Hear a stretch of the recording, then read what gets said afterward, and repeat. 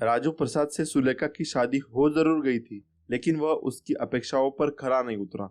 पति के मौसेरे भाई रामराज को मन का मीत बनाने के चक्कर में सुलेखा ने ऐसी खूनी स्क्रिप्ट लिखी कि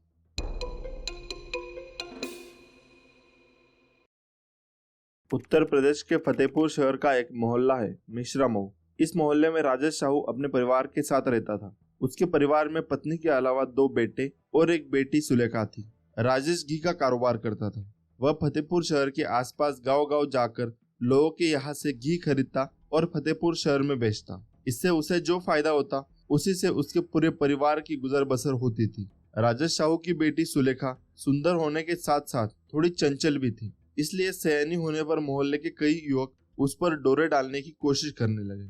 यह भनक राजेश को लगी तो उसे चिंता होने लगी। तो दोस्तों, इस वीडियो में हम आपको इस केस के बारे में पूरी जानकारी देंगे कि यह कैसे हुआ और किसने किया या फिर करवाया। तो वीडियो में आखिर तक जरूर बने रहे। और हाँ, हम कहानी शुरू करें इससे पहले अगर आपने इस चैनल को सब्सक्राइब नहीं किया तो जल्दी से सब्सक्राइब कर लें। और हाँ, हमारी लेटेस्ट वीडियो की जानकारी के लिए बेल आइकॉन दबाकर नोटिफिकेशन ऑन कर ले। तो चलिए कहानी में आगे बढ़ते हैं। तब उसने बेटी के लिए वर की तलाश शुरू कर दी। थोड़ी भागदौड़ के बाद उसे सदर कोतवाली के मोहल्ला बक्सपुर राधानगर में एक लड़का मिल गया। लड़के का नाम राजू प्रसाद साहू था। उसके पिता भगवान दीन साहू के पास 5 बीघा उपजाऊ भूमि थी। भगवान दीन के 2 बेटे राम बाबू तथा राजू प्रसाद थे। राम बाबू का विवाह हो चुका था। वह परिवार सहित अलग रहता था। राजू पिता के साथ खेती किसानी करता था। बातचीत शुरू हो गई तो राजू और सुलेखा का रिश्ता पक्का हो गया। फिर जल्द ही दोनों की शादी हो गई। राजू सुंदर पत्नी पाकर खुश था, जबकि सुलेखा अपने सावले व दुबले पतले पति से खुश नहीं थी। शादी से पहले उसके मन में पति की जो छवि थी, राजू उसमें कहीं भी फिट नहीं बैठता था। लेकिन अब विवाह हो गया था, इसलिए मजबूरी में उसके साथ तो रहना ही था। शादी के 3 साल बाद सुलेखा एक बेटी अर्पिता की मां बन गई थी। अर्पिता के जन्म के बाद राजू ने पत्नी की भावनाओं की अपेक्षा करनी शुरू कर दी, जबकि बेटी जन्मने के बाद सुलेखा का रूप और निखर आया था और वह हर रात पति का साथ चाहती थी। राजू थका हारा शाम को लौटता और खाना खाकर सो जाता। सुलेखा कभी पहल करती तो राजू झल्ला उठता, आज बहुत थक गया हो, अभी सोने दो। पति की बात सुनकर सुलेखा मायूस हो जाती। राजू की कमाई से घर खर्चा तो किसी तरह चल जाता था, लेकिन सुलेखा अपनी हसरतें पूरी नहीं कर पाती थी। एक तो शारीरिक इच्छाएं, दूसरी अधूरी तमन्नाएं। ऐसे में औरत बहकने लगती है। सुलेखा भी बहकने लगी थी। उसने पति को दिल से निकाल दिया था और तमन्नाएं पूरी करने के लिए किसी नए मित्र की तलाश में जुट गई थी। इन्हीं दिनों राजू प्रसाद साहू के घर रामराज का आना जाना शुरू था। रामराज बांदा जिले के करौली गांव का रहने वाला था। रिश्ते में रामराज राजू का मौसेरा भाई था। रामराज साहू ट्रक ड्राइवर था। वह खूब पैसा कमाता था। वह सोयो तो पीता ही था। उसने राजू को भी शराबी बना दिया था। सुलेखा की सुंदरता और चंचलता की वजह से रामराज का दिल उस पर आ गया था। वह जब भी सुलेखा के घर जाता, मौका मिलने पर उसे हंसी मजाक करने से नहीं चूकता। सुलेखा भी उससे खुलकर हंसी मजाक करती थी। वह भी उसे मन ही मन में चाहने लगी थी और अपनी तमन्नाएं पूरी करने को ललचाई हुई थी। रामराज गबरू जवान था। एक दिन रामराज आया तो राजू प्रसाद घर में नहीं था। सुलेखा को अकेली पाकर उसके दिल की धड़कनें बढ़ गई। वैसे ही कुछ हाल सुलेखा का भी था। उसने इठलाते हुए कहा, आओ देवर जी, कैसे आना हुआ? भाभी, ट्रक लेकर प्रयागराज जा रहा था, फतेहपुर के ढाबे पर रुका तो अचानक तुम्हारी याद आई तो मन मचल उठा। मैंने पहले तो मन को मनाने की कोशिश की। जब मन नहीं माना तो यह सोचकर चला आया कि चलकर प्यारी भाभी के दीदार कर लूं। कभी कभी सोचता हो कि इतनी सुंदर भाभी काले कलुट्टे राजू भैया के पल्ले कैसे पड़ गई। अपना अपना नसीब है देवर जी, मेरी तकदीर में यही लिखा था। सुलेखा ने लंबी सांस लेकर कहा। सुलेखा के इस जवाब ने रामराज को लगा कि उसका तीर सही निशाने पर लगा है। वह उसके एकदम करीब आकर बोला, नसीब अपने हाथ में होता है भाभी। मैं आपसे प्यार करता हूँ। मैं कोई पराया तो हूँ नहीं। वैसे भी मैं न जाने कब से तुम्हारी खूबसूरती का दीवाना हूँ। देवर जी, यह दीवानापन छोड़ो और अब चुपचाप चले जाओ। कहीं वह आ गए तो पता नहीं क्या सोचेंगे। सुलेखा ने उसकी आंखों में झांकते हुए कहा। रामराज ने उसे बाहों में भरकर कहा, भाभी, मैं चला तो जाऊंगा पर खाली हाथ नहीं जाऊंगा। आज तो तुम्हारा प्यार लेकर ही जाऊंगा। सुलेखा को बाहों में भरते ही उसने उसके साथ छेड़छाड़ शुरू कर दी थी। सुलेखा ने भी उसकी इस हरकत का कोई विरोध नहीं किया। इसकी वजह यह थी कि वह भी यही चाहती थी। उसने मुस्कुराते हुए कहा, भूखे भेड़िए की तरह क्यों टूट पड़ रहे हो? थोड़ा सब्र से काम लो, दरवाजा खुला है। वैसे भी तुम जो कर रहे हो वह ठीक नहीं है। रामराज समझ गया कि सुलेखा को कोई आपत्ति नहीं। इसका उसने पूरा फायदा उठाया और अपने तथा सुलेखा के बीच की दूरियां मिटा दी।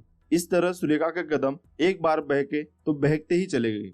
मौका मिलते ही रामराज सुलेखा के घर आ जाता। सुलेखा भी उसका हर तरह से सहयोग कर रही थी। इसकी वजह यह थी कि वह उसके पति से हर मायने में 21 था। सुलेखा ने रामराज से अवैध रिश्ता बनाया तो वह उसकी हर तमन्ना पूरी करने लगा। वह उसकी आर्थिक मदद तो करता ही था, उसके लिए नई साड़ियां तथा अन्य सामान भी लाता था। राजू उसके आने पर कोई टोका टोकी न करे, इसके लिए वह उसे मुफ्त में शराब पिलाता था। सुलेखा और रामराज का यह अवैध संबंध चोरी छुपे सालों तक चलता रहा। आखिर कब तक उनका यह गलत संबंध छिपा रहता। वे समय के साथ लापरवाह होते गए। परिणाम स्वरूप एक दिन राजू ने दोनों को आपत्तिजनक स्थिति में देख लिया। फिर तो उसे समझते देर नहीं लगी कि उनके बीच यह खेल काफी दिनों से चल रहा है। रामराज चूंकि उसका मौसेरा भाई था और उससे ज्यादा ताकतवर भी था, अंततः राजू प्रसाद ने उससे सीधे टकराना उचित नहीं समझा। उसके जाने के बाद उसने सुलेखा को आड़े हाथों लेते हुए कहा, शर्म आनी चाहिए तुम्हें यह सब करते हुए। एक बच्चे की माँ होने के बाद तुम नीचता पर उतर आई हो। इसके बाद जब दोनों में तू मैं शुरू हो गई तो बात बढ़ती गई। राजू को गुस्सा आया तो उसने सुलेखा की जमकर पिटाई की, लेकिन इस पिटाई के बाद भी सुलेखा ने रामराज को नहीं छोड़ा। पर रामराज की इतनी दीवानी हो चुकी थी कि जब उसे घर में उसने मिलने का मौका नहीं मिलता था तो वह किसी न किसी बहाने बाहर जाकर उसे मिलन कर लेती। जब इसका पता राजू प्रसाद को चलता तो वह शराब पीकर सुलेखा और रामराज को खूब गालियां बकता। 25 मार्च 2021 की रात राजू प्रसाद ने एक बार फिर सुलेखा और रामराज को आपत्तिजनक स्थिति में देख लिया। रामराज तो भाग गया, लेकिन सुलेखा कहाँ जाती। राजू ने सुलेखा को बेतहाशा पीटा और जमकर गालियां सुनाई। होली के एक दिन पहले यानी 27 मार्च को राजू ने सुलेखा को बहुत पीटा। पीटने के बाद वह घर के बाहर शराब पीने चला गया। उसके जाने के बाद सुलेखा ने अपने प्रेमी रामराज से मोबाइल फोन पर बात की और उसे दुम दबाकर भाग जाने का उलाहना दिया। उसने यह भी बताया कि राजू ने पीट पीट कर उसकी देह स्याही कर दी है। अब वह उसका जुर्म और बर्दाश्त नहीं करेगी। जल्द ही कोई रास्ता निकालो। अब वह उससे तभी मिलेगी जब रास्ते का कांटा साफ हो जाएगा। 28 मार्च 2021 को होली थी। रामराज बाइक से दोपहर 12 बजे राजू प्रसाद के घर जा पहुंचा। उसके मन में तो नफरत थी, लेकिन उसने दिखावे के तौर पर राजू को पैर छुए और बोला, भैया आज होली है, गले मिलने आया हूँ, अपनी गलतियों की माफी भी मांग रहा हूँ, हो सके तो मुझे माफ कर दो। राजू प्रसाद ने एक नजर रामराज के चेहरे पर डाली और फिर उसे गले लगा लिया। इसके बाद दोनों में बातचीत करने लगे। बातचीत में उलझाकर रामराज ने उसे शराब पीने के लिए राजी कर लिया। इस बीच रामराज ने सुलेखा को इस बात की जानकारी दे दी कि आज वह चुभने वाला कांटा निकाल फेंकेगा। इसके बाद रामराज ने राजू को अपनी बाइक पर बिठाया और निकल गया। दूसरे दिन सुलेखा रोते हुए जेठ राम बाबू के घर पहुंची और उसे बताया कि राजू कल दोपहर से घर से गायब है, पता नहीं कहाँ चले गए। रात भर वह उनके लौटने का इंतजार करती रही। उनका पता लगाओ, उसका जी घबरा रहा है। राम बाबू ने सुलेखा को शक की नजर से देखा, लेकिन उसने आश्वासन दिया कि वह राजू को ढूंढेगा।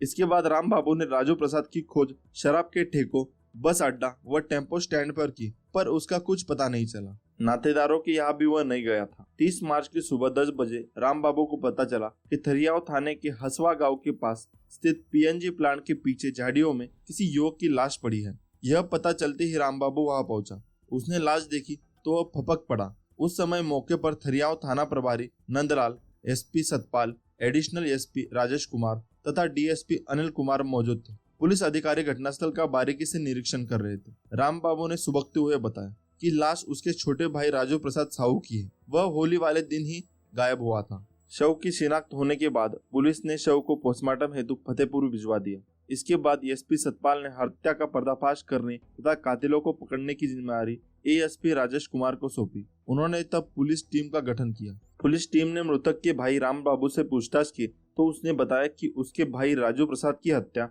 उसके मौसेरे भाई रामराज ने की है। वह बांदा जनपद के मरका थाने के करौली गांव का रहने वाला है। हत्या में मृतक भाई की पत्नी सुलेखा का भी हाथ है। रामराज और सुलेखा के बीच नाजायज रिश्ता बन गया था। इस रिश्ते का विरोध राजू करता था। यह जानकारी मिलते ही पुलिस टीम ने रामराज के मोबाइल फोन को सर्विलांस पर लगा दिया, जिससे उसकी लोकेशन मलाक्का कस्बे की मिली। जांच से पता चला कि मलाक्का में रामराज का दोस्त नीरज पासवान रहता है। लोकेशन मिलते ही पुलिस टीम ने 2 अप्रैल 2021 की सुबह करीब 5 बजे नीरज पासवान के घर छापा मारा और रामराज तथा नीरज को गिरफ्तार कर लिया। इसके बाद टीम ने सुबह 10 बजे सुलेखा को उसके घर से गिरफ्तार कर लिया। तीनों को थाना थरियाव लाया गया। पूछताछ में तीनों ने राजू की हत्या का जुर्म कबूल किया। यही नहीं, रामराज ने हत्या में प्रयुक्त मोटरसाइकिल तथा खून से सना पत्थर भी बरामद करा दिया। रामराज ने पुलिस को बताया कि उसके और सुलेखा के बीच नाजायज रिश्ता था, जिसका विरोध राजू प्रसाद करता था और सुलेखा को मार पीटता था। होली के एक दिन पहले भी राजू प्रसाद ने सुलेखा को जमकर पीटा था, जिसकी शिकायत उसने मोबाइल फोन पर की थी और बाधक बन रहे पति को मिटाने की बात कही थी। इसी के बाद उसने राजू प्रसाद की हत्या की योजना बनाई और अपनी योजना में दोस्त नीरज पासवान को भी शामिल कर लिया। नीरज फतेहपुर जनपद के गाजीपुर थाने के मलाका का रहने वाला था। योजना के तहत वह होली वाले दिन बाइक से राजू प्रसाद के घर पहुंचा और उसे शराब पिलाने का लालच देकर अपने दोस्त नीरज पासवान के घर मलाका लाया। यहाँ पर उन्होंने शराब पी और खाना खाया। मलाका में शराब पीने के बाद वह नीरज और राजू प्रसाद मोटरसाइकिल से घूमने निकले। वह बाइक से हुसैनगंज, चिविलहा, हदगाम होते हुए पीएनसी प्लांट पहुंचे। प्लांट के पीछे बैठकर उसने राजू प्रसाद को फिर शराब पिलाई। इसके बाद राजू प्रसाद जब नशे में अर्ध बेहोश हो गया तो उसने नीरज की मदद से पत्थर से सिर कूचकर राजू प्रसाद की हत्या कर दी और वापस मलाका आ गए, जहां से पुलिस ने उन दोनों को गिरफ्तार कर लिया। थाना प्रभारी नंदलाल ने अपने बयान दर्ज करने के बाद मृतक के भाई राम बाबू की तहरीर पर भांडवी की धारा 302, 201 के तहत सुलेखा, रामराज व नीरज के खिलाफ रिपोर्ट दर्ज कर ली तथा उन्हें गिरफ्तार कर लिया। 3 अप्रैल 2021 को थाना थरियाम पुलिस ने अभियुक्त रामराज, नीरज व सुलेखा को फतेहपुर की कोर्ट में पेश किया, जहां से उन तीनों को जिला जेल भेज दिया गया। इस क्राइम में आपने देखा कि अवैध संबंध किसी को इतने भारी पड़ सकते हैं कि उसमें इंसान खुद इंसान की जान ले सकता है। तो आज के क्राइम की कहानी आपको कैसी लगी हमें कमेंट सेक्शन में जरूर बताना और वीडियो को लाइक करके चैनल को भी सब्सक्राइब कर देना। सावधान रहे, सतर्क रहे। धन्यवाद।